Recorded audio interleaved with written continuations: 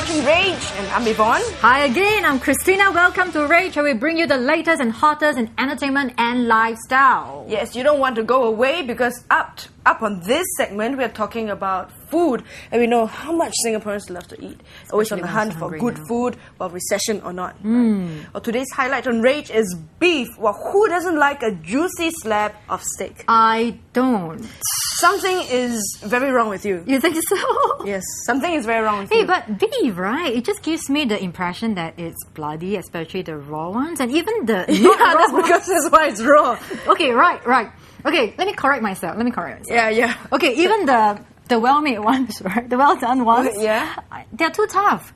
So I don't have a choice to say the rare ones are really rare, the well-done ones are really well-done. Yes, that's why there are grades, the ways of cooking. Rare, medium, medium well, and well done. You don't have to go for the rubbery end of it, Hey, I didn't know about that. Yeah. You want to tell me more? Well, you might want to go for medium well. Medium well. Medium or medium well. So I won't see any blood or any streaks of blood or even yeah, any medium hints well. of blood. No, in the medium well, no, one. you won't see blood. No. Okay. No. So maybe I'll be a beef convert. Yeah, you might, because I'm here to convert you, Christina. Very I good, went E-von. up a hill at Dempsey and checked out Steakhouse, Prime Society, and you wouldn't want to miss this. Yes, let's see.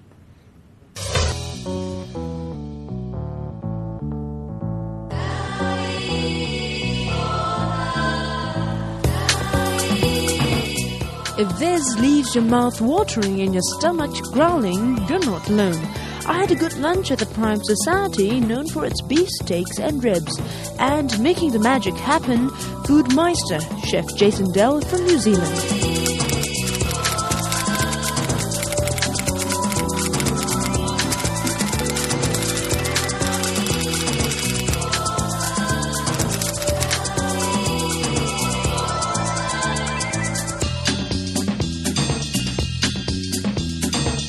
There's Chef Jason Dell, all the way from New Zealand and Singapore, with Prime Society to give us a food tasting. 4 dishes today, and many people loved them all. So, Chef Jason, maybe you can tell us a bit about how a person would be able to go into a restaurant like Prime Society, for example, and ask the right questions. The first tip there is trust. You have to have a lot of trust in the environment where you're going to eat your steak. So you need to have good faith that the people that are cooking your meal are going to serve you a good steak in the first place. When it comes to actually inquiring or querying the waiter about the quality of the cut of meat, a couple of different considerations to throw in the mix there. Firstly, is the meat grass-fed or is it grain-fed? Lots of different chefs have different views over which is better. I'm going to sit on the fence. I'm not going to say grass-fed's better than grain-fed. What's the difference? Typically in America, for example, a lot of the beef and cattle there is grain-fed, whereas by comparison in New Zealand, beautiful green pastures, a lot of our cattle and sheep. See a bit of a sales pitch there. Yes. So a point of difference for New Zealand is that our meat is traditionally fed on grass and pasture, whereas on some other continents they tend to grain-feed their animals. If you're going shopping to the supermarket, you want to look for good marbling. Marbling's really, really important. Good marbling throughout the entire piece of meat also ensures you get a nice juicy piece of meat. What's marbling? Could you tell us what marbling is? Marbling is the rings and layers of fat throughout the meat. So if the animal didn't have any marbling throughout, then you'd end up with a very dry, unjuicy piece of meat. The colouring and age is really important. It's important that the meat's had time to age on the carcass before they've butchered it, and you can usually tell by the colour of the meat.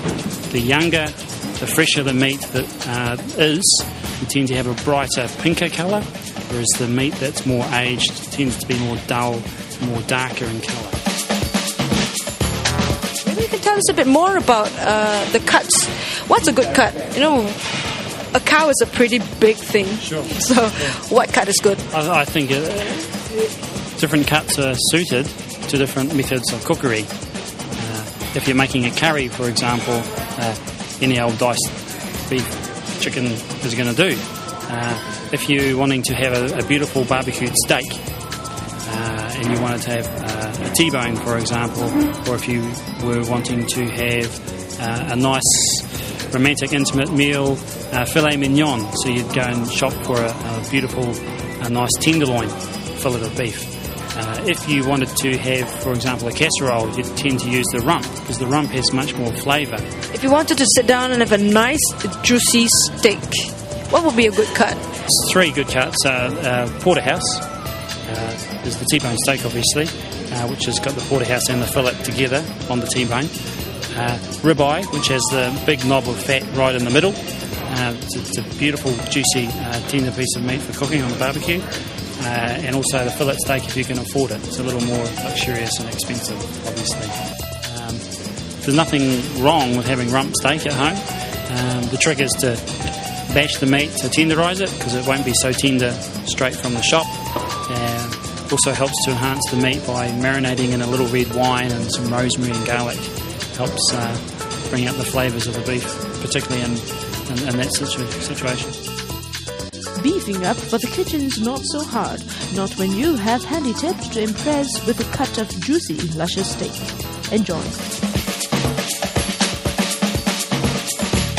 Rivaling Chef Jason Dell's black pepper and cumin crusted beef tenderloin at Prime Society hot contender.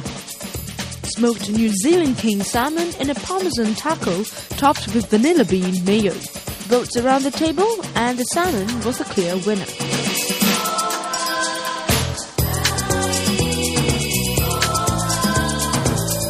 Kia wa kia mai.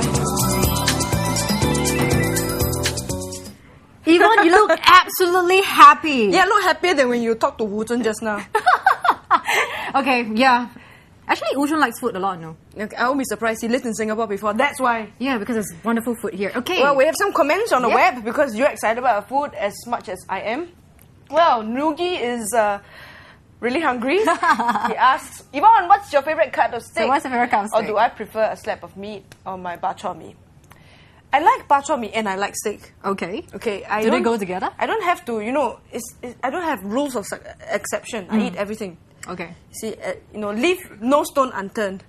My favorite cut would be the Porterhouse because you can't go wrong with the Porterhouse. It's easy to make, and it's not as expensive as a ribeye, for example, which you could cook wrong and then, that's one of the reasons why I like the Porterhouse is because it's huge.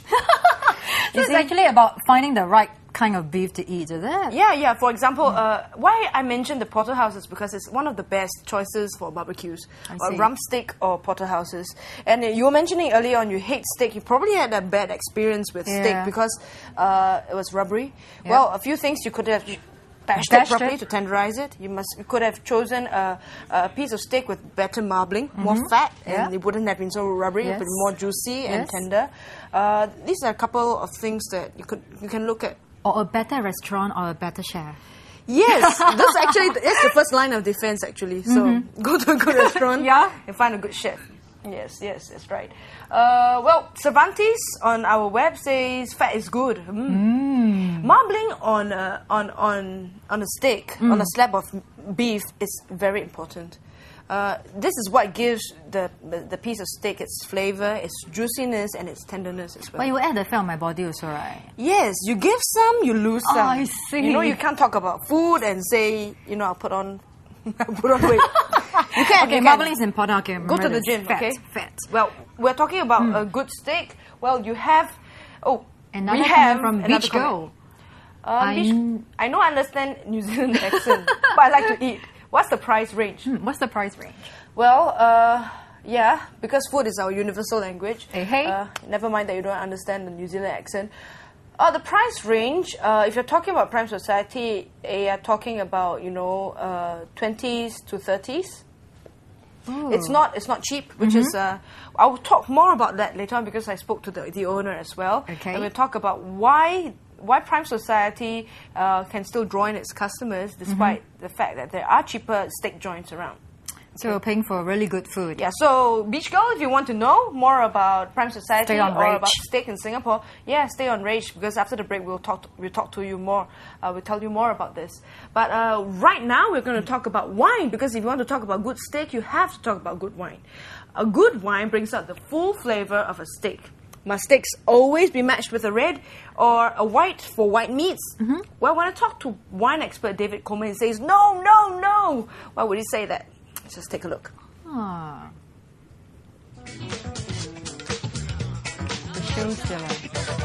What's a good meal without the wine?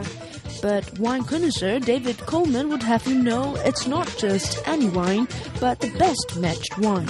David was there to pair the right wine with Chef Jason Dell's dishes.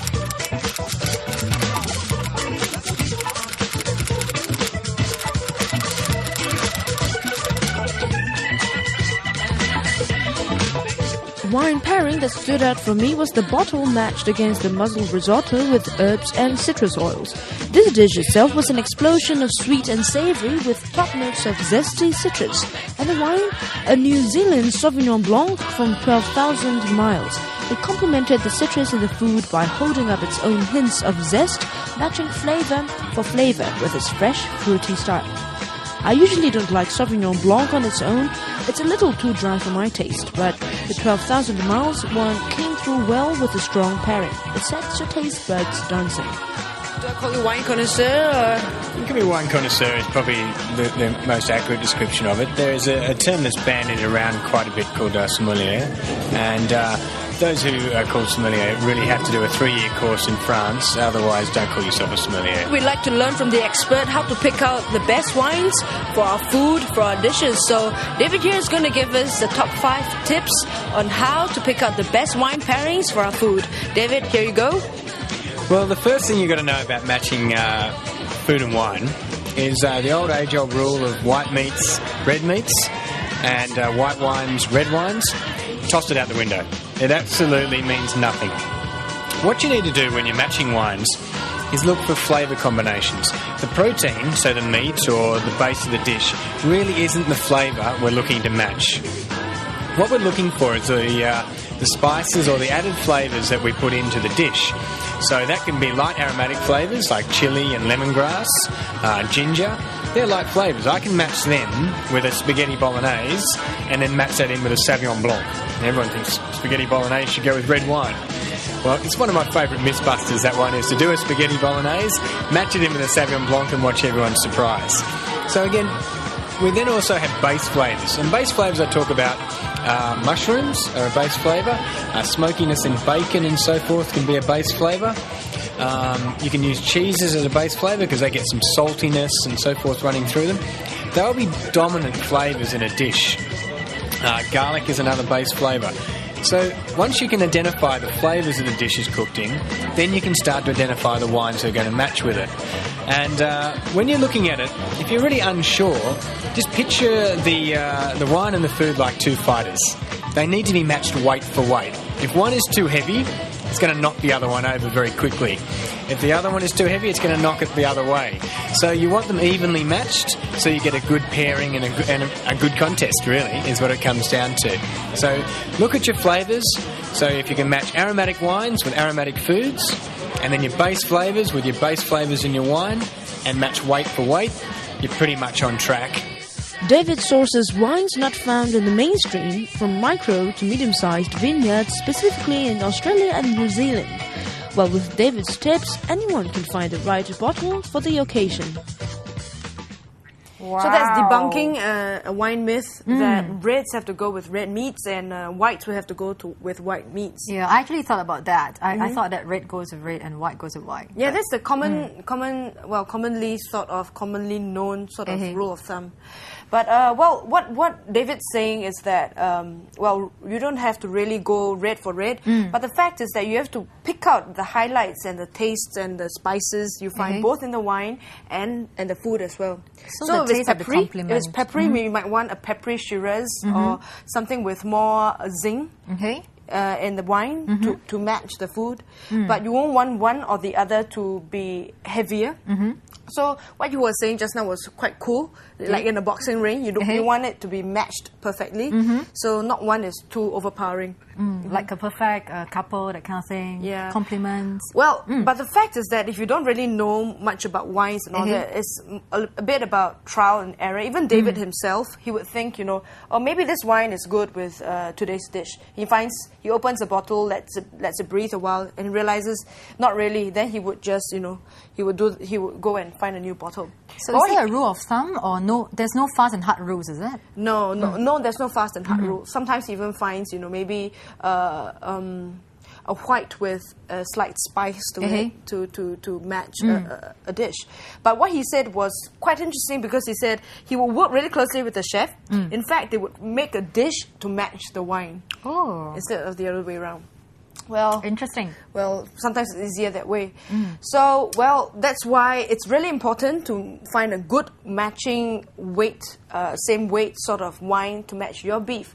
Well, we're going to talk more about beef right after the break, so stay tuned to find out why Prime Society and why Dempsey Hill after the break.